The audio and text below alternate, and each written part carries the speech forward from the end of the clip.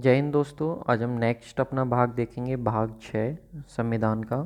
भाग 6 आज हम लोग अपना डिस्कस करने वाले हैं। इससे पहले भाग 5 हमने अपना कंप्लीट कर लिया था। तो भाग 6 की अगर मैं आप लोगों को बात बताऊं तो ये भाग 6 में हमारा राज्य आता है, यानी कि स्टेट आता है। ठीक है, क्या आता है? स्टेट। तो बिल्कुल सेम टू सेम है ये, जैसे हमने भाग 5 कंप्लीट करा था केंद्र के लिए, एज इट इज़ है हमारा ये भाग 6 राज्य के लिए। ठीक है, तो इसको मैं यहाँ पे लिख दे रहा हूँ आप लोगों के लिए, भाग 6 राज्य के लिए आप लोग का ये। और बिल्कुल एज इट इज़ है, सेम टू सेम है जैसे वहाँ पे था। डिफरेंस क्या है तो देखो, जैसे वहाँ पे हमारे पास कार्यपालिका थी, यहाँ पे भी हमारे पास कार्यपालिका रहेगी। ठीक है, वहाँ पे हमारे पास विधायिका थी, यहाँ पे भी हमारे पास विधायिका रहेगी। ठीक है, उसके बाद हमारे पास न्यायपालिका थी वहाँ पे, और यहाँ पे भी हमारे पास न्यायपालिका रहेगी। क्लियर है? वहाँ पे न्यायपालिका में हम लोगों ने सुप्रीम कोर्ट पढ़ा था, यहाँ पे न्यायपालिका में हम अपना हाई कोर्ट पढ़ेंगे। वहाँ पे विधायिका में आप लोगों ने देखा था कि जो विधायिका थी आप लोग की, वहाँ पे आप लोगों ने संसद के बारे में बात करी थी। यहाँ पे आप लोग जो बात करोगे वो विधानमंडल के बारे में बात करोगे। विधानमंडल, ठीक है। यानी कि इसके दो पार्ट होंगे विधानमंडल के, एक विधानसभा होगी और एक विधान परिषद होगी। ठीक है, एक विधान परिषद होगी और एक आप लोग की विधानसभा होगी। कार्यपालिका की बात करोगे तो कार्यपालिका में आप लोग के राज्यपाल यहाँ पे आएंगे। ठीक है, इसके साथ ही जो सीएम है, मुख्यमंत्री हैं, वो आएंगे। मंत्री परिषद आएगा यहाँ का। ये सारी चीज़ें आप लोग की आएंगी कार्यपालिका में। क्लियर है ये सारी चीज़ें? अब जैसे कि आर्टिकल की बात करें तो भाग 6 में जो आर्टिकल आते हैं आप लोग के, वो 153 से लेकर के 167 तक आते हैं। सॉरी सॉरी सॉरी सॉरी 152 से लेकर के 152 से लेकर के 236 तक ये आर्टिकल आते हैं आप लोग के किस में? भाग 6 में। आर्टिकल 152 से लेकर के 236 तक। लेकिन इसमें अगर आप बात करोगे कार्यपालिका में, तो कार्यपालिका में आते हैं आप लोग के 153 से लेकर के 153 से लेकर के 167 तक कार्यपालिका के हैं। विधायिका की बात करोगे तो 168 से लेकर के 213 तक आप लोग के विधायिका के हैं। और न्यायपालिका की बात करोगे तो 214 से लेकर के 231 तक जो है आप लोग के, वो न्यायपालिका के हैं। ठीक है, इस तरीके से हम लोग जो है इसको पढ़ने वाले हैं। तो चलिए एक एक चीज़ को स्टार्ट करेंगे। सबसे पहले हम अपना बात करेंगे एग्जीक्यूटिव ऑफ स्टेट, यानी कि राज्य की कार्यपालिका के बारे में बात करने वाले हैं, जिसमें आर्टिकल हम 153 से लेकर के 167 तक कंप्लीट करने वाले हैं। टोटल आर्टिकल की बात करें कितने से कितने तक हैं, तो मैंने आप लोगों को बता ही दिया अभी, 152 से लेकर के आप लोग का 236 तक। 152 से लेकर के 236 तक टोटल आर्टिकल जो हैं इसमें वो आप लोग के आने वाले हैं। ठीक है, ये आप ध्यान रखना भाग 6 में राज्य में। ठीक, तो चलिए एक एक चीज़ की बात करते हैं। राज्य की कार्यपालिका की बात करते हैं। सबसे पहला आर्टिकल 152 क्या बोलता है? इस भाग में जम्मू और कश्मीर को सम्मिलित नहीं किया गया है, क्योंकि जम्मू और कश्मीर राज्य के लिए संविधान में अनुच्छेद 370 में विशेष प्रावधान है। अब देखो, आर्टिकल 152 में क्या था? जम्मू कश्मीर को शामिल नहीं किया गया था, क्योंकि आर्टिकल अनुच्छेद जो था 370, उसके तहत जो है जम्मू कश्मीर को एक अलग से प्रावधान दिए गए थे, कुछ अलग से जो थे स्पेशल कैरेक्टरिस्टिक्स थे इसके। बट आपको मालूम है आर्टिकल 370 और 35 से अभी क्या है, समाप्त हो गया है। 35 से कम्प्लीटली हो गया है, 370 पार्शियली जो है अभी पूरे तरीके से नहीं, उसमें कुछ चीज़ें समाप्त हुई हैं, कुछ अभी भी हैं। तो वो आप लोग का 152 जम्मू कश्मीर का जो है उससे रिलेटेड था। ठीक है, अब यहाँ पे बात करें हेड कौन होता है एग्जीक्यूटिव ऑफ स्टेट का, जो राज्य की कार्यपालिका उसका अध्यक्ष कौन होता है, तो वो राज्यपाल होता है। इसके पद को कहाँ से लिया गया? कनाडा से लिया गया। और याद रखना, जैसे वहाँ पर जो राष्ट्रपति होता था उसको हटाने के लिए महाभियोग चलाया जाता था, यहाँ पे ऐसा कुछ भी नहीं है, महाभियोग नहीं लगाया जाता। आर्टिकल 153 की बात करें, प्रत्येक राज्य के लिए एक राज्यपाल होगा। इस बात के बारे में साफ साफ मेंशन कर दिया गया है कि प्रत्येक राज्य के लिए क्या होगा? एक राज्यपाल होगा।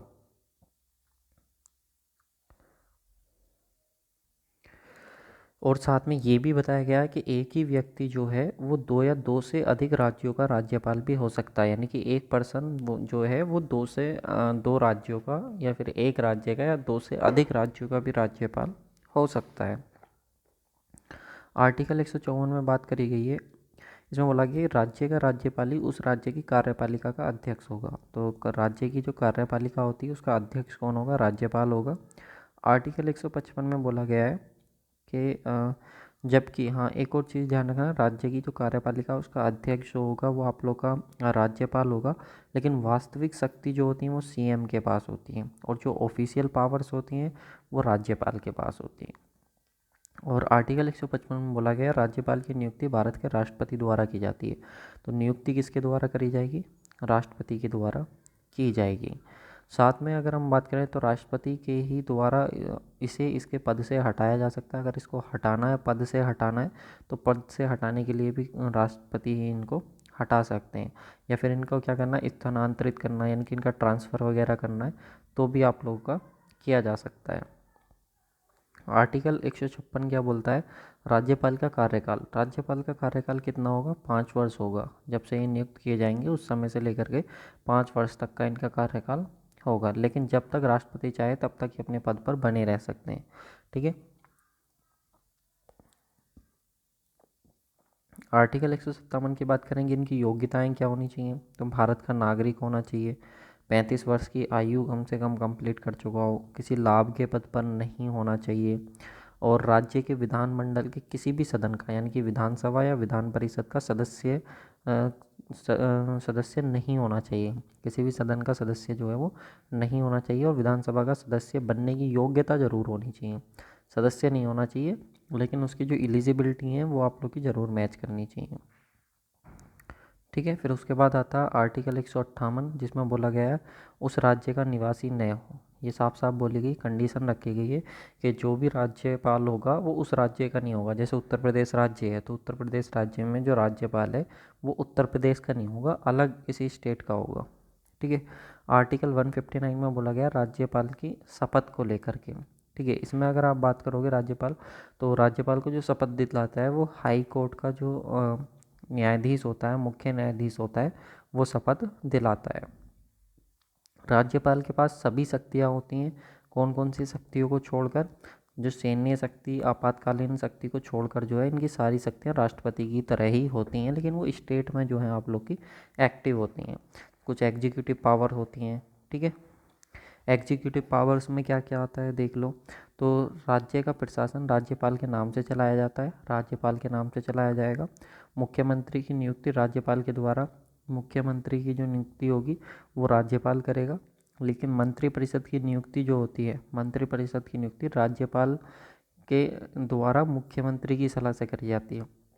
करता तो राज्यपाल ही उसको भी, लेकिन मुख्यमंत्री की सलाह से उसको करता है। तो राज्य के सभी जिला न्यायाधीशों की नियुक्ति राज्यपाल द्वारा करी जाती है। जितने भी जिला न्यायाधीश होते हैं, आप लोग के डिस्ट्रिक्ट कोर्ट के जितने भी जस्टिस होंगे, उन सब की नियुक्ति कौन करेगा? राज्यपाल ही करता है।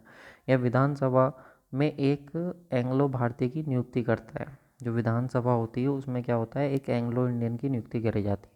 जबकि जो आप लोग की लोकसभा थी उसमें आप लोग के 2 एंग्लो इंडियंस की करी जाती थी, वो तो अब क्या है, बंद कर दिया गया आप लोग का। ठीक है। उसकी प्रोसेस को तो मैं अब आगे से, अब मतलब 2019 से बंद हो गया है। विधान परिषद के 1/6 सदस्यों की नियुक्ति भी इसी के द्वारा करी जाती है। आपको मालूम होगा विधानसभा और विधान परिषद दो होती हैं, तो विधान परिषद के जो सदस्य होते हैं 1/6 सदस्य, वो इन्हीं की परमिशन से लिए जाते हैं। तो अभी जब हम स्ट्रक्चर की बात करेंगे विधान परिषद की, तो उसमें देखेंगे कि कितने के सदस्य कहाँ से उसमें आते हैं। ठीक है।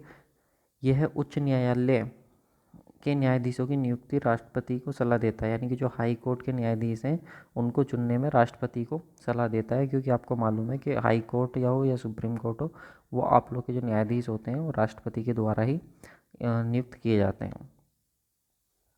आर्टिकल 160 में अदर इमरजेंसी जो पावर हैं वो हैं। आर्टिकल 168 में जो इसको क्षमादान की शक्ति मिली हुई है, लेकिन ये फांसी और जो सैन्य न्यायालय है उनमें किसी भी तरीके का इंटरफेयर नहीं कर सकता राज्यपाल। अगर हम बात करें इनकी जो विधायी शक्तियाँ हैं, लेजिस्लेटिव पावर हैं, तो लेजिस्लेटिव पावर आर्टिकल 168 बोलता है कि राज्यपाल राज्य के विधानमंडल का अभिन्न अंग है। तो विधानमंडल का अभिन्न अंग है, जैसे कि मैंने आप लोग को अभी बताया भी था कि विधानमंडल के जो होते हैं आप लोग के 3 अंग होते हैं। एक तो आप लोग का राज्यपाल हो गया, दूसरा आप लोग का विधान सभा हो गई, और तीसरा आप लोग का विधान परिषद हो गई। विधान परिषद। ठीक है। तो ये 3 जो होते हैं आप लोग के इसके अभिन्न अंग होते हैं। क्लियर? तो इस चीज़ को आप ध्यान रखेंगे। साथ में यह विधानसभा को भंग कर सकता है, और यही और यही सदैव विधानसभा को सत्र के लिए बुलाता है। यानी कि राज्यपाल चाहे तो उसको भंग भी कर सकता है विधानसभा को, और जो संयुक्त अधिवेशन होता है विधानसभा विधान परिषद का उसके लिए भी ये बुला सकता है। अब पहले क्या था, 7 स्टेट में थी आप लोग की विधान परिषद, लेकिन अब केवल 6 स्टेट में रह गई है। यूपी, बिहार, महाराष्ट्र, कर्नाटक, आंध्र प्रदेश और तेलंगाना। इससे पहले अगर आप बात करोगे तो विधान परिषद 7 स्टेट में थी, जम्मू कश्मीर में भी थी, लेकिन जब से उसको स्टेट से ख़त्म करके यूनियन टेरिटरी बनाया गया है तब से उसको क्या है, वहाँ से उसकी जो विधान परिषद थी उसको ख़त्म कर दिया गया। आर्टिकल 213 में बात करोगे तो राज्यपाल की शक्ति होती है कि वह अध्यादेश जारी कर सकता है। अध्यादेश आप लोग को मालूम ही, मैंने आप लोग को बताया था कि कोई टेम्परेरी कानून बनाना हो तो वो बनाया जा सकता है राज्यपाल की परमिशन से। प्रत्येक 5 वर्षों के बाद जो राज्यपाल है राज्य वित्त आयोग का गठन करता है। ठीक है, जो राज्य वित्त आयोग होती है, पंचायतों को कितना पैसा देंगे ये सब डिसाइड करती है राज्य वित्त आयोग। तो उसका गठन जो है प्रत्येक 5 वर्ष के बाद जो है राज्यपाल करता है। राज्यपाल की क्षमादान करने की शक्ति मृत्यु दंड को छोड़कर सभी हैं। वो मृत्यु दंड को नहीं छोड़, मृत्यु दंड के बारे में इंटरफेयर नहीं कर सकते, जबकि राष्ट्रपति कर सकता है, उसको छोड़कर बाकी सारे हैं। राज्य के मंत्रिपरिषद की बात करते हैं, council of minister of states की बात करते हैं, तो आर्टिकल 163 क्या बोलता है, राज्यपाल को सलाह देने के लिए राज्य का एक मंत्रिपरिषद होगा। किसके लिए, राज्यपाल को सलाह देने के लिए। और उस मंत्रिपरिषद का जो अध्यक्ष होगा वो कौन होगा, मुख्यमंत्री होगा। ठीक है, आर्टिकल 164 में बोलते हैं मुख्यमंत्री की नियुक्ति राज्यपाल द्वारा, मुख्यमंत्री की जो नियुक्ति होगी वो राज्यपाल द्वारा होगी, और बाकी की जो मंत्रीज होंगे वो आप लोग की मुख्यमंत्री की सलाह पे, अन्य जो मंत्री होंगे वो मुख्यमंत्री की सलाह के द्वारा नियुक्त करे जाएंगे। ठीक है, आपको मैंने बता ही दिया, 2 चीज़ें होती हैं आप लोग की विधानमंडल में, एक विधानसभा और एक विधान परिषद।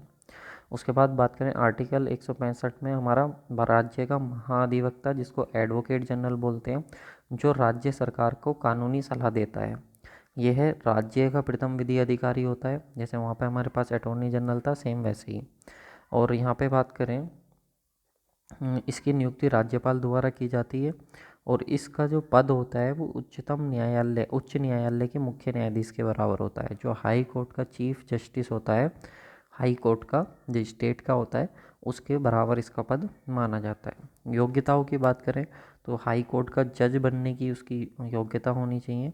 ठीक है, भारत का नागरिक जो है वो होना चाहिए, या तो 10 वर्ष तक उसने क्या करी हो, वकालत करी हो, या फिर 10 वर्ष तक उच्चतम न्यायालय में वकालत की हो, या फिर 10 वर्ष तक न्यायाधीश के पद पर रहा हो। इन दोनों में से कोई भी एक चीज़ होनी चाहिए। लेकिन याद रखना, यहाँ पे एज की कोई भी लिमिट इसकी नहीं रखी गई है। अब बात करते हैं राज्य की विधायिका। हमने अब तक राज्य की कार्यपालिका की बात करी थी, अब बात करते हैं राज्य की विधायिका के बारे में।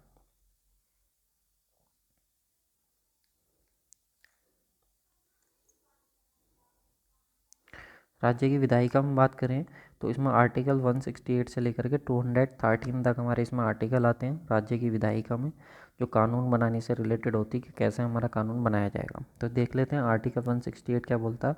प्रत्येक राज्य में एक विधानमंडल होगी, और इस विधानमंडल के 3 पार्ट होंगे, एक राज्यपाल होगा, एक विधान परिषद होगा, और एक विधान सभा होगी। ठीक है, लेकिन केवल 6 राज्यों में ही आप लोग की विधान परिषद है, ये मैं आप लोग को ऊपर बता चुका हूँ।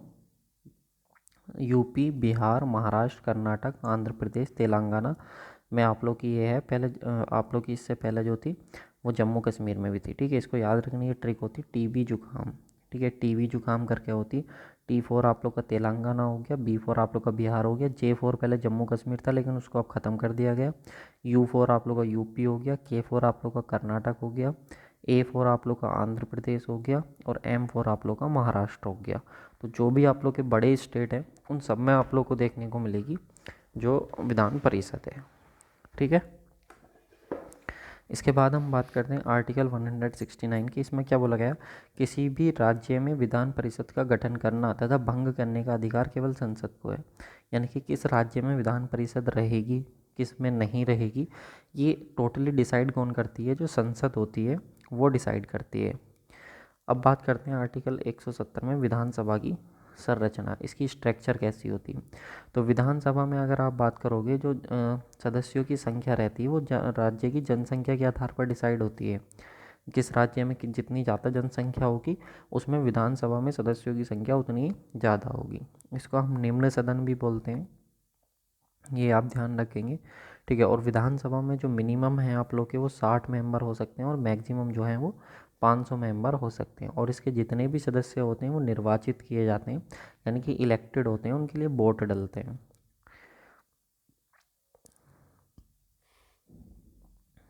आर्टिकल 171 क्या बोलता है? विधान परिषद की संरचना। विधान परिषद को उच्च सदन भी इसको कहा जाता है। इसमें बात करें तो विधान परिषद में न्यूनतम सदस्य 40 रह सकते हैं आप लोग के, ठीक है। और अधिकतम जो है जितने भी विधानसभा के सदस्य हैं उसका 1/3, उसका 1/3 यानी कि अधिकतम जो है, जो एमएलए हैं, याद रखना जो विधानसभा के सदस्य हैं उनको एमएलए बोलते हैं, ठीक है। तो एमएलए जो हैं उनके 1/3 जो हो सकते हैं वो मैक्सिमम हो सकते हैं, अधिकतम हो सकते हैं। और 1/3 सदस्य नगर पालिका के चुनाव से आते हैं। इसमें 1/3 सदस्य जो हैं वो आप लोग के विधानसभा के सदस्यों द्वारा निर्वाचित करे जाते हैं। जो विधानसभा में पहुंच गए सदस्य, विधानसभा के सदस्य हैं, उनके खुद के द्वारा सेलेक्ट करे जाते हैं। 1/12 सदस्य जो हैं वो सीनियर सेकेंडरी स्कूल के जो अध्यापक होते हैं वो लिए जाते हैं। और 1/12 सदस्य जो हैं आप लोग के वो विश्वविद्यालय के जो स्नातक होते हैं, ग्रेजुएट्स होते हैं, उनको लिया जाता है। और 1/6 सदस्य जो हैं वो राज्यपाल नियुक्त करते हैं।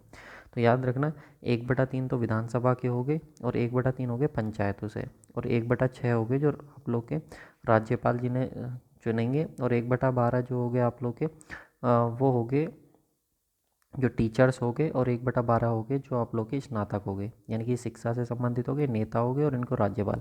इस तरीके से आप लोगों को क्या है, टोटल जो है विधान परिषद का क्या है, टोटल सदस्यों का चुनाव होता है।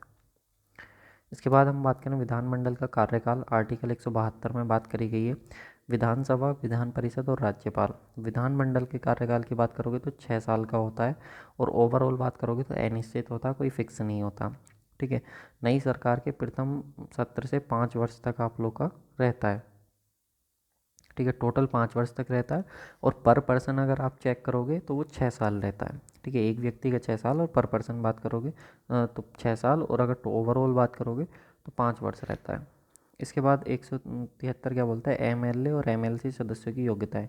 तो जो आप लोग के विधानसभा के सदस्य होते हैं इनको एमएलए बोलते हैं, इनकी एज 25 साल होनी चाहिए। और जो विधान परिषद है इनकी जो सदस्य होते हैं उनको एमएलसी बोलते हैं, और इनकी जो एज है वो 30 ईयर्स होनी चाहिए। विधानसभा को भंग करना राज्यपाल के हाथ में होता है। तो आर्टिकल 174 में बोला गया है राज्यपाल विधानमंडल के दोनों सदनों को सत्र के रूप में बुला सकते हैं। ये तो ऑलरेडी मैं आपको बता चुका हूँ। आर्टिकल 175 में बोला गया विधानसभा के में राज्यपाल का अभिभाषण, यानी कि जब विधानसभा स्टार्ट होगी तो उस समय स्टार्टिंग में राज्यपाल का एक भाषण या अभिभाषण दिया जाएगा। आर्टिकल 176 बोलता है कि विधानसभा में राज्यपाल का विशेष अभिभाषण होता है आप लोग का। ये आप लोग का एक विशेष अभिभाषण को लेकर के है। आर्टिकल 178 हमको बोलता है विधानसभा के अध्यक्ष होंगे, जो स्पीकर होंगे आप लोग के विधानसभा के, या एक डिप्टी स्पीकर होंगे, उपाध्यक्ष होंगे, उनको लेकर के। आर्टिकल 179 बोलता है कि विधानसभा का अध्यक्ष और उपाध्यक्ष अपने इस्तीफे एक दूसरे को सौंपते हैं, यानी कि जो अध्यक्ष होगा वो उपाध्यक्ष को देगा और जो उपाध्यक्ष होगा वो अध्यक्ष को देगा, ठीक है। तो विधानसभा के जो अध्यक्ष था, उपाध्यक्ष का निलंबन जो है वो आप लोग का स्टार्ट होता है विधानसभा से, और 14 डेज पहले नोटिस दिया जाता है। सेम वैसे ही जैसा आपको ध्यान हो तो राष्ट्रपति के लेकर के था। तो विधानसभा के जो अध्यक्ष हैं और उपाध्यक्ष हैं उनके निलंबन को लेकर के। आर्टिकल 180 हमको बोलता है कि विधानसभा के अध्यक्ष की अनुपस्थिति में, अगर विधानसभा का अध्यक्ष अनुपस्थित है तो उपाध्यक्ष उसका कार्यभार संभालेगा। विधानसभा की शक्तियाँ क्या होती हैं? तो राज्य सूची एवं समवर्ती सूची के विषय पर कानून बनाने का अधिकार विधानसभा को होता है। तो आपको याद होगा किसी भी राज्य के लिए कौन से कानून बनाए जाने हैं, वो सब आप लोग की विधानसभा ही डिसाइड करती है। यदि विधानसभा किसी विधेयक को विधान परिषद को सौंपती है और विधान परिषद के द्वारा उस विधेयक को रद्द कर दिया जाता है तो विधानसभा उस विधेयक को दोबारा से पारित कर सकती है। मान लो विधानसभा ने कोई कानून बनाया और उस विधान परिषद ने उसको रद्द कर दिया, तो अगर चाहे विधानसभा तो दोबारा से क्या है, उस विषय पर कानून बना सकती है। यदि विधानसभा के किसी विधेयक को गवर्नर यानी कि राज्यपाल को सौंप देते हैं तो इस विधेयक पर गवर्नर को साइन करना अनिवार्य है। यानी कि विधानसभा अगर कोई विधेयक बनाती है और वो सीधा राज्यपाल को दे देती है तो राज्यपाल की मजबूरी है उस पर साइन करना और उसको कानून बनाना। जैसे कि केंद्र में हमारा कानून बनता था कि कोई बिल आया, बिल आने के बाद वो संसद से पास हुआ, फिर उसके बाद राष्ट्रपति की मोहर लग के वो कानून बन गया। सेम वैसे ही राज्य में भी होता है। राज्य की जो विधान राज्य की जो सभा है, विधानसभा क्या करती है, कोई बिल आता है विधानसभा से पास होता है और राज्यपाल की जब उस पर मोहर लग जाती है तो वो क्या बन जाता है, कानून बन जाता है। ठीक है, ये आप ध्यान रखेंगे। इसके बाद अगर हम बात करें, एक धन विधेयक केवल विधानसभा में ही प्रस्तुत किया जा सकता है और राज्य के बजट पर भी विधानसभा का ही नियंत्रण होगा। एक जो धन विधेयक होता है वो केवल विधानसभा में ही प्रस्तुत करा जाएगा, विधान परिषद से नहीं होगा। यदि किसी विधेयक को विधान परिषद में भेजा जाता है और विधान परिषद उस विधेयक को अधिकतम 14 दिन तक ही रोक सकती है। अगर मान लो कोई विधेयक है, अब वो आपने कहाँ पे भेज दिया, सीधे विधान परिषद में भेज दिया, तो उसे 14 डेज तक ही रोक सकती है। आर्टिकल बोलता है 189 के विधानमंडल की अगर आपको बैठक करनी है तो उसकी गणपूर्ति के लिए 1/10 सदस्य होने कंपलसरी हैं। और आर्टिकल 200 बोलता है राज्यपाल किसी भी विधेयक को राष्ट्रपति को सौंप सकता है। राज्यपाल चाहे तो जो विधेयक जो है उसके पास आया था राज्यपाल के पास, तो वो उसको राष्ट्रपति को सौंप सकता है, ये पावर इसके पास है। आर्टिकल 202 बोलता है राज्य का वार्षिक वित्तीय विवरण, जिसको बजट बोलते हैं, तो बजट जो है डायरेक्ट सीधे बजट तो नहीं लिखा हुआ संविधान में, उस चीज़ को राज्य का वार्षिक वित्तीय विवरण बोला गया है। आर्टिकल 213 बोलता है राज्यपाल के पास अध्यादेश जारी करने की वो है शक्ति है, यानी कि किसी भी कानून को वो टेम्प्रेरी बना सकते हैं। टोटल वैलिडिटी इसकी 7.5 मंथ होती है, नॉर्मली 6 मंथ रहती है। अब इसके बाद आता है थर्ड, राज्य की न्यायपालिका। ठीक है, हमने राज्य की कार्यपालिका देख ली, विधायिका देख ली। अब हम बात करते हैं राज्य की न्यायपालिका के बारे में, जिसमें आर्टिकल हम बात करेंगे 214 से लेकर के 231 तक। और इसमें हम बात करते हैं हाई कोर्ट की या फिर उच्च न्यायालय की। किसकी बात करते हैं, हाई कोर्ट की बात करते हैं या फिर हम लोग उच्च न्यायालय की बात करते हैं। ठीक है, तो इसमें जो है सुप्रीम कोर्ट के बारे में आपको याद हो तो केंद्र में सुप्रीम कोर्ट होता था, और सुप्रीम कोर्ट के बारे में जो है वो आर्टिकल 124 में लिखा हुआ था। जो आप लोग आर्टिकल 124 था उसमें लिखा हुआ था। लेकिन अगर आप बात करोगे किसके बारे में, उच्च न्यायालय के बारे में, तो जो स्टेट का है आप लोग का हाई कोर्ट है, उसके बारे में लिखा हुआ आर्टिकल 214 में। तो इसमें बोला गया प्रत्येक राज्य में एक उच्च न्यायालय होगा, यानी कि हर एक राज्य में एक हाई कोर्ट होगा। फिर आर्टिकल 231 बोल देता है कि 2 या 2 से अधिक राज्यों के लिए भी एक हाई कोर्ट हो सकता है। अब ऐसा कोई ज़रूरी नहीं कि हर राज्य में ही हो, 2 राज्यों के लिए भी एक हाई कोर्ट हमारा हो सकता है। इसके गठन की बात करें तो 1861 में इंडियन हाई कोर्ट एक्ट आया था, भारतीय उच्च न्यायालय अधिनियम आया था, इसमें 3 हमारे हाई कोर्ट बने थे, कलकत्ता, मद्रास और बॉम्बे में। ठीक है, KBM इसको बोलते हैं। तो कलकत्ता, मद्रास, बॉम्बे में जो है ये आप लोग के बने थे। इसके बाद 1866 ईस्वी में जो इलाहाबाद का उच्च न्यायालय था, ठीक है, इलाहाबाद का जो उच्च न्यायालय था, जो कि बिगेस्ट हाई कोर्ट था, इंडिया का सबसे बड़ा हाई कोर्ट था, ठीक है, वो आप लोग का इलाहाबाद हाई कोर्ट था। और इसके बाद 1966 ईस्वी में दिल्ली हाई कोर्ट जो था आप लोग का, वो कॉमन था किस किसका, पंजाब, हरियाणा और चंडीगढ़ का। जैसा कि आर्टिकल 231 में बोला गया कि एक या 2 राज्यों का भी एक हाई कोर्ट हो सकता है, तो पंजाब, हरियाणा और चंडीगढ़ का जो था वो दिल्ली हाई कोर्ट ही था। इसके बाद जो लेटेस्ट अभी बना है लास्ट वाला, वो अमरावती है, अमरावती हाई कोर्ट तेलंगाना का, ये आप लोग का है। तो भारत शासन अधिनियम जो था 1935 का, उसके तहत हर राज्य में हाई कोर्ट होगा, इस बात का भी प्रावधान देखने को मिलता है। आर्टिकल 215 क्या बोलता है कि ये आप लोग का हाई कोर्ट एक अभिलेख न्यायालय, यानी कि इसका जो भी निर्णय होगा वो लिखित में लिख लिया जाएगा, इन फ्यूचर जो है उसको ध्यान में रख के भी और फैसले दिए जा सकते हैं, तो उसका मतलब होता है अभिलेख न्यायालय। आर्टिकल 216 बोलता है कि उच्च न्यायालय की संरचना एवं गठन हाई कोर्ट में एक मुख्य न्यायाधीश तथा इसके संरचना के बारे में है कि जो हाई कोर्ट होगा उसकी स्ट्रक्चर कैसी होगी। तो उसमें बोला गया एक हाई कोर्ट का एक मुख्य न्यायाधीश होगा और अन्य न्यायाधीशों से मिलकर के ये बना हुआ होगा। इनकी नियुक्ति जो है वो राष्ट्रपति द्वारा होगी, लेकिन वो राज्यपाल की सलाह से होगी। आर्टिकल 217 की बात करें तो इसमें बोला गया मुख्य न्यायाधीशों की नियुक्ति जो होती है वो राष्ट्रपति करता है, लेकिन राज्यपाल की सलाह से आप लोग का करता है। उच्च न्यायालय के न्यायाधीशों की योग्यताओं की बात करें तो भारत के नागरिक होने चाहिए, 62 वर्ष कम से कम उम्र होनी चाहिए, या तो 10 वर्ष तक जो है न्यायाधीश के पद पर रहे हों, या फिर 10 वर्ष तक उन्होंने कम से कम क्या वकालत की हो आप लोग की उच्च न्यायालय में। तो या तो उच्च न्यायालय में 10 वर्ष तक वकालत की हो या फिर आप लोग के न्यायाधीश रहे हों। आर्टिकल 219 की बात करें तो उच्च न्यायालय के न्यायाधीशों की शपथ के बारे में है। तो शपथ कौन दिलाता है, राज्यपाल। न्यायाधीशों को शपथ कौन दिलाता है, तो राज्यपाल दिलाता है। आर्टिकल 220 बोलता है कि सेवानिवृत्त होने के बाद हाई कोर्ट के जो न्यायाधीश हैं, अगर मान लो एक बार उनकी सर्विस कंप्लीट होगी तो हाई कोर्ट के जो न्यायाधीश हैं वो सुप्रीम कोर्ट के अलावा कहीं भी वकालत नहीं कर सकते, या तो वो सुप्रीम कोर्ट में करेंगे अदरवाइज़ कहीं भी नहीं करेंगे। आर्टिकल 226 बोलता है कि हाई कोर्ट को रिट निकालने की शक्ति मिली हुई है। अगर कोई मान लो आपके मूल अधिकारों का हनन करता है, मूल अधिकारों को छीनने की कोशिश करता है, तो उसके अगेंस्ट हाई कोर्ट रिट जारी कर सकता है। ये स्टेट के मैटर से रिलेटेड होता है। ठीक है। आर्टिकल 230 आपका बोलता है हाई कोर्ट की सभी भर्तियां मुख्य न्यायाधीश के द्वारा संचालित की जाती हैं। तो हाई कोर्ट में जितनी भी भर्तियां होंगी वो मुख्य न्यायाधीश के द्वारा होंगी। अगर हाई कोर्ट के जजों की संख्या को बढ़ाना है तो राष्ट्रपति ही बढ़ा सकता है। इसके बाद आते हैं आप लोग के डिस्ट्रिक्ट कोर्ट। ठीक है। डिस्ट्रिक्ट वाइज होते हैं जिनको लोअर कोर्ट भी बोलते हैं। तो आर्टिकल 233 में बोला गया है प्रत्येक राज्य में एक जिला आप लोग का न्यायालय होगा और जिला न्यायालय के न्यायाधीशों की नियुक्ति राज्यपाल के द्वारा करी जाएगी। हाई कोर्ट का जो न्यायाधीश है, मुख्य न्यायाधीश है, हाई कोर्ट के मुख्य न्यायाधीश की सलाह पर राज्यपाल करेगा आप लोग के जिला जो न्यायालय है उसके मुख्य न्यायाधीश की नियुक्ति।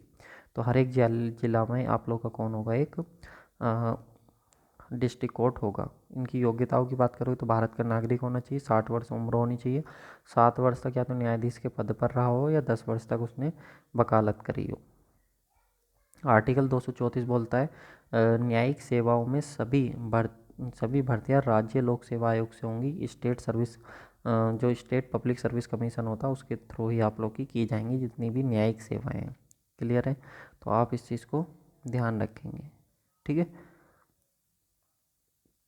इसके बाद आप लोगों को मैंने बता ही रखा है कि भाग 7 जो है वो तो समाप्त हो गया। भाग 8 की हम बात करेंगे अपना नेक्स्ट में, जिसमें हमने बात करी है यूनियन टेरिटरीज़ की। अब तक हमने पहले सेंटर की बात करी, स्टेट की बात करी। अब भाग 8 में हम बात करेंगे संघ शासित क्षेत्र की। जो यूनियन टेरिटरीज़ हैं जो अभी करंटली 8 हैं भारत में, उनके बारे में हम बात करेंगे।